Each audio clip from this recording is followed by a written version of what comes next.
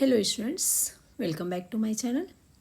आज मैं एक लीनियर ट्रांसफॉर्मेशन का थ्योरम लेके आई हूँ, linear transformation as a vector का, जिसमें कि ये थ्योरम जो है ये जीआईसी मेंस की आंसर राइटिंग में बहुत इम्पॉर्टेंट है। इसके अलावा ये यूपी टीजीटी पीजीटी में डायरेक्ट थ्योरम की स्टेटमेंट एज ए एमसीक्यू पूछा जाता है। इस पे बेस्ड न्यूमेरिकल भी पूछा जाता है और इस थ्योरम का जो एक एक लाइन है वो कॉन्सेप्ट को समझने में मोस्ट इम्पॉर्टेंट है। इसलिए इस वीडियो को आपको लास्ट तक देखना ज़रूरी है अपने कॉन्सेप्ट को क्लियर करने के लिए, ठीक। और अगर आप इस वीडियो को अच्छे से देखते हैं तो इससे रिलेटेड कोई भी एमसीक्यू आता है टीचिंग एग्ज़ाम में या किसी भी एंट्रेंस एग्ज़ाम में या बीएससी में, तो आपका इससे बाहर नहीं जाएगा। आप 100% है कि आप उस क्वेश्चन को कर लोगे। तो चलिए सबसे पहले हम इस क्वेश्चन की थ्योरम की स्टेटमेंट को समझते हैं, फिर उसके बाद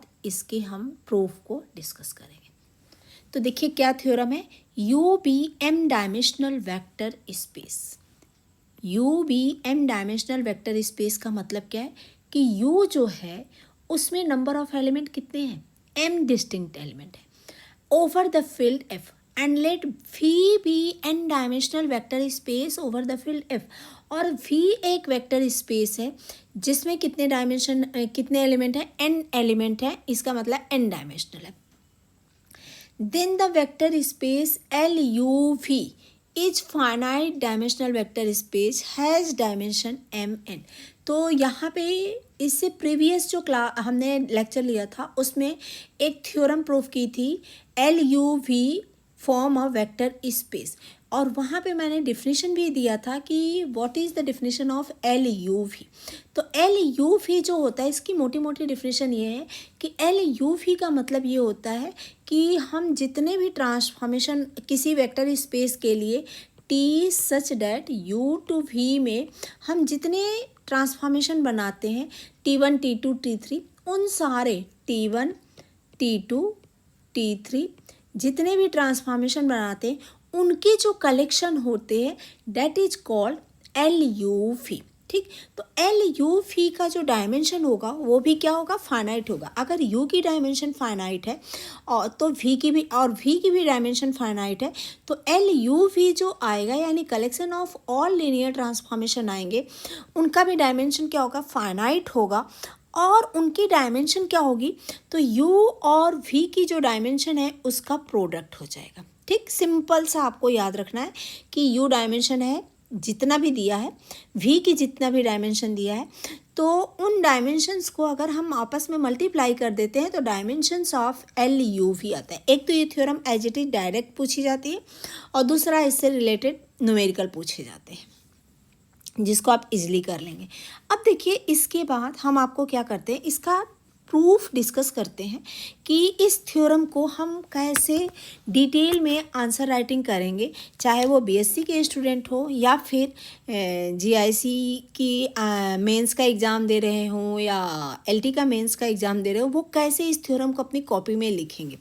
तो देखिए, since U and V both are finite dimensional vector space, चूँकि यहाँ पे u और v की जो वैल्यू दिया हुआ है वो क्या दिया है, फाइनाइट दिया है। तो जब फाइनाइट दिया है, m और n दिया है, इसका मतलब वो काउंटेड है। तो u and v are finite dimensional vector space m and n। u की डायमेंशन क्या है, m है, और v की डायमेंशन क्या है, n है। तो अब हम क्या करेंगे, u के लिए बीटा एक वेक्टर लेंगे और बीटा के अंदर finite m dimension m element रखेंगे। तो alpha 1 alpha 2 alpha 3 dash dash alpha n। इसी तरह से v के लिए एक वेक्टर हम लेंगे बीटा डैश, और बीटा डैश के अंदर हम एलिमेंट डालेंगे beta 1 beta 2 dash dash beta n are the ordered basis of u and v respectively. ये क्या है, ऑर्डर्ड बेसिस है। अब यहाँ पे बेसिस वर्ड आया, तो बेसिस वर्ड का मतलब क्या होता है, बेसिस का मतलब होता है कि एक तो हम उसको वो कैसा होना चाहिए, लीनियर कॉम्बिनेशन के फॉर्म में लिख सकें, ठीक, पहला चीज़। और दूसरा क्या है कि वो लीनियरली इंडिपेंडेंट होना चाहिए। अगर ये दोनों कंडीशन फुलफिल करता है तो वो बेसिस फॉर्म करता है, ठीक। For each pair of integer I j, I lie between 1 to n and j lie between 1 to m. Define as a linear transformation Tij from u to v each. यानी जो हम linear transformation Tij apply कर रहे हैं u और v में, तो क्या हो रहा है Tij अल्फ़ा के का जो रिजल्ट हमारा आ रहा है, यानी अल्फ़ा के पे जो हम लीनियर ट्रांसफॉर्मेशन लगा रहे हैं Tij, तो उसकी वैल्यू क्या आ रही है, जब k और j यानी t का जो सेकेंड टर्म है वो और अल्फ़ा का सफिक्स के, ये j और k अगर आपस में इक्वल है, इक्वल नहीं है, तो उस केस में ये इस ट्रांसफॉर्मेशन की वैल्यू क्या आती है, 0। अगर ये j और k आपस में इक्वल है तो उसकी वैल्यू क्या आती है, बीटा, और यहाँ पे जो i की वैल्यू होगी वो बीटा i।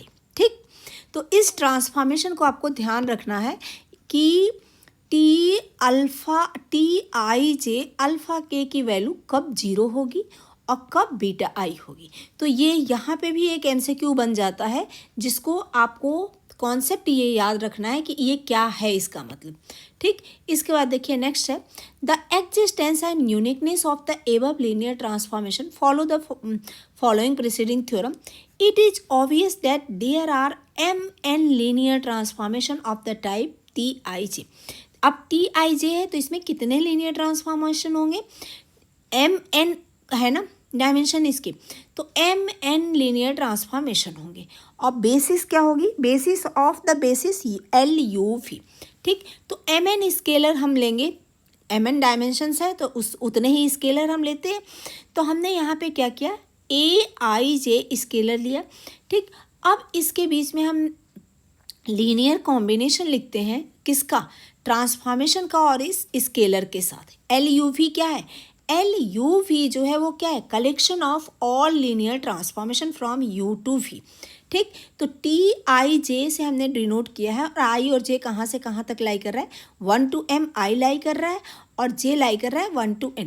तो इनके जो लीनियर कॉम्बिनेशन है इनको हमने समेशन के फॉर्म में लिखा, और summation i equal to 1 to n, summation j equal to 1 to n, Aij Tij equal to 0 vector. अब ये ट्रांसफॉर्मेशन हम किसके ऊपर लगा दिए, इस लीनियर कॉम्बिनेशन के साथ दोनों तरफ हमने वेक्टर क्वांटिटी अल्फ़ा के ले लिया।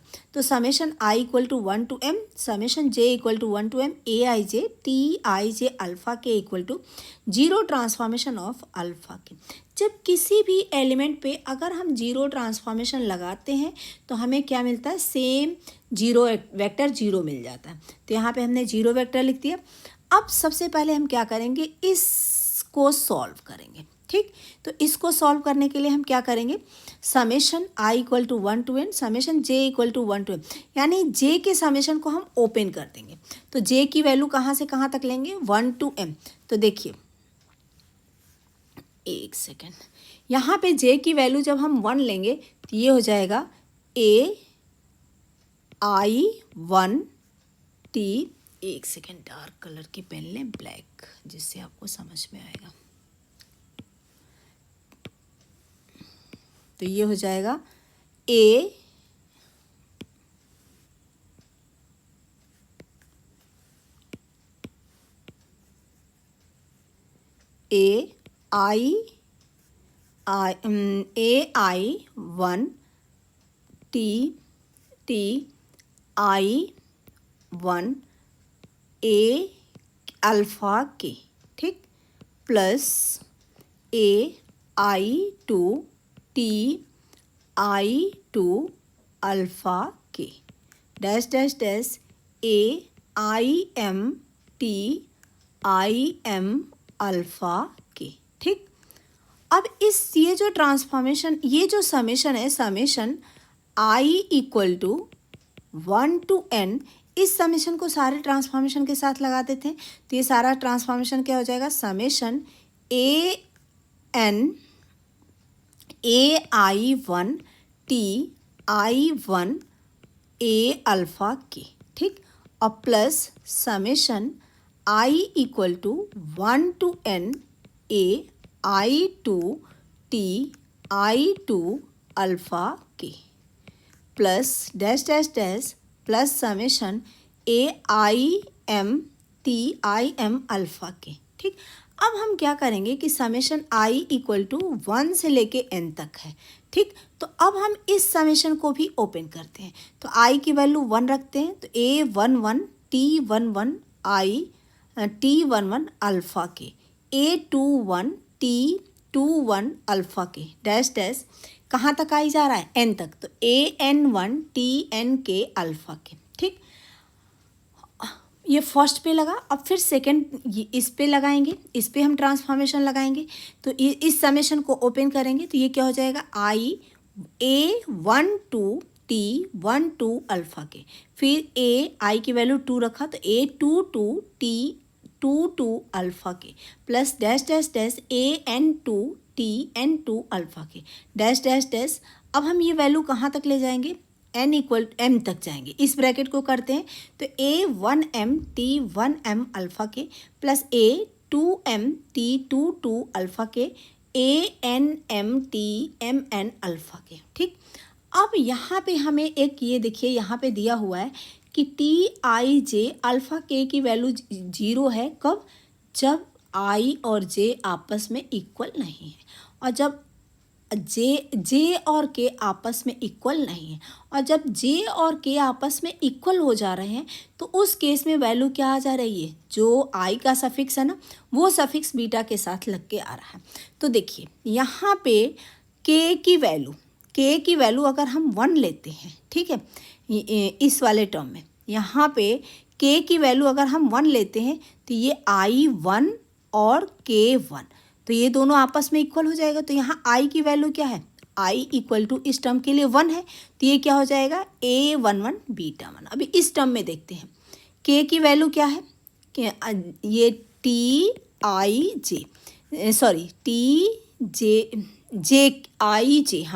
tij अल्फ़ा के, और j और k ये वाला टर्म इक्वल होना चाहिए। तो यहाँ पे k की वैल्यू क्या है, j की वैल्यू क्या है 1, और k की वैल्यू तो k है, तो k की वैल्यू क्या रहेगी 1 अगर रहेगी तो वो क्या आएगा 2 के बराबर हो जाएगा। तो a21 beta 2 plus dash dash dash n पे आते हैं। तो यहाँ पे अगर k की वैल्यू 1 होगी तो 1 और 1 j और k आपस में इक्वल हो जाएगा, और i की वैल्यू इस टर्म के लिए क्या है n है, तो a alpha an1 beta n हो गया। तो फर्स्ट ब्रैकेट कंप्लीट। अब सेकंड पे चलते हैं। तो देखिए यहाँ पे सेकंड में क्या है a12, ठीक। अब यहाँ पे j की वैल्यू क्या है 2, तो k की वैल्यू अगर 1 से लेके n तक जाएगी तो k की वैल्यू जब हम 1 लेंगे 2 लेंगे तो 2 और 2 j और k आपस में बराबर हो जाएगा। तो यहाँ i की वैल्यू क्या है 1 है, तो ये क्या हो जाएगा a12 बीटा 1, ठीक। अब इसमें देखते हैं a22 और t22 अल्फ़ा के, तो j और k आपस में इक्वल कब होगा, जब k की वैल्यू 2 हो जाएगी। तो k की वैल्यू जब इस टर्म में 2 होगी तो i की वैल्यू क्या है यहाँ पे 2 है, तो ये क्या आ जाएगा a22 बीटा 2, ठीक। ऐसे ही चलते चलते लास्ट में जाएंगे तो यहाँ पे क्या आएगा anm, ठीक, anm tnm के। तो ये m और k, j और k की वैल्यू इक्वल कब होगी, जब k की वैल्यू m हो जाती है, तो इक्वल हो जाएगा। तो i की वैल्यू क्या है यहाँ पे n है, तो ये क्या आ जाएगा an2 सॉरी ये वाला टर्म लिख रहा है an2 बीटा n, ठीक है। तो इस तरह से ये सारे टर्म को इसने dash dash dash second term का सारा टर्म लिख लिया। अब हम लास्ट टर्म पे आते हैं, ठीक। तो यहाँ पे देखिए m की वैल्यू क्या है, j की वैल्यू क्या है m है, और k भी अगर m हो जाता है तो दोनों आपस में इक्वल हो जाएंगे, और यहाँ i क्या है 1 है, तो ये हो जाएगा a1m, a को तो हम एज इट इज लिख देते हैं जो रहता है a1m बीटा 1 प्लस। अब यहाँ पे देखिए j की वैल्यू क्या है 2, तो k की वैल्यू जब 2 होगी तो आपस में इक्वल होगा, और i की वैल्यू क्या है यहाँ पे 2, तो ये आ जाएगा a2m beta 2 plus dash dash dash plus. अब लास्ट टर्म आते हैं तो anm tnm अल्फ़ा के, तो यहाँ पे k की वैल्यू m के बराबर अगर हो जाती है तो i की वैल्यू क्या होगी n होगी, तो ये ऐसे आएगा anm बीटा n, ठीक, इक्वल टू 0 वेक्टर। और ये बीटा 1 बीटा 2 बीटा 3 क्या फॉर्म कर रहा है एक बेसिस है किसका, v का। तो अगर ये बेसिस है तो ये क्या होगा, लीनियरली इंडिपेंडेंट होगा। और लीनियरली इंडिपेंडेंट के लिए हमने ऊपर ही यहाँ पे आपको बताया था कि सारे स्केलर्स क्या होते हैं, लीनियरली इंडिपेंडेंट होता है तो सारे स्केलर जितने भी उसमें स्केलर होते हैं सारे स्केलर्स की वैल्यू क्या हो जाती है, 0। तो यहाँ पे स्केलर क्या क्या है, a11 है, a21 है, ये स्केलर है, a n1 है, a12 है, a22 है, a n2 है, डैश डैश डैश a_n_m है, a_2_m है, a_n_m है। तो ये सारे स्केलर क्या हो गए, इक्वल टू 0 हो गए। इसका मतलब टी आई जे अब यहाँ पे कौन सा ट्रांसफॉर्मेशन हम ले रहे हैं, टी_आई_जे ट्रांसफॉर्मेशन ले रहे हैं। तो टी_आई_जे क्या फॉर्म कर रहा है, लीनियरली इंडिपेंडेंट। पहला चीज हमारा शो हो गया। Now we shall show that T i j i lie between 1 to n and j lie between 1 to m span, linearly span होना चाहिए, span LUV for this T be arbitrary linear transformation from U into V। और T अगर linear transformation है तो T किसको belong करेगा, collection of all linear transformation को, T को। तो T belong to LUV। What is LUV, LUV is the collection of all linear transformation जो U से V में बन रहा है। तो यहाँ पे हम अल्फ़ा जे लेंगे, वो U को बिलोंग करता है। तो ट्रांसफॉर्मेशन ऑफ अल्फ़ा जे होगा वो किसको बिलोंग करता है, अगर अल्फ़ा U को बिलोंग करता है तो ट्रांसफॉर्मेशन ऑफ अल्फ़ा जो होता है वो किसको बिलोंग करता है, V को। जब हमारा ऐसे चलता है T such that U to V mapping चलती है तो अगर अल्फ़ा जे U को बिलोंग करता है तो T अल्फ़ा जे किसको बिलोंग करेगा, V को। एंड बीटा डैश हम V के लिए हमने क्या बेसिस लिया था, beta dash equal to β1 β2 β3 dash dash be the basis of V, ये हमने ऊपर ही डिफाइन किया था। तो अब हम ट्रांसफॉर्मेशन ऑफ अल्फ़ा जे लेते हैं, अल्फ़ा जे पे ट्रांसफॉर्मेशन लगाते हैं। तो अल्फ़ा जे पे जब हम ट्रांसफॉर्मेशन लगाएंगे तो इसका क्या हो जाएगा,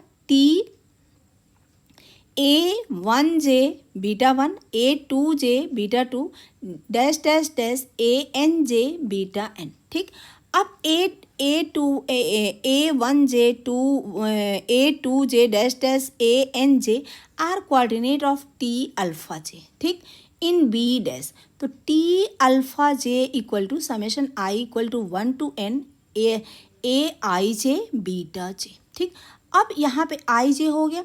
अब इस बीटा जे को हम क्या लिख सकते हैं, ट्रांसफॉर्मेशन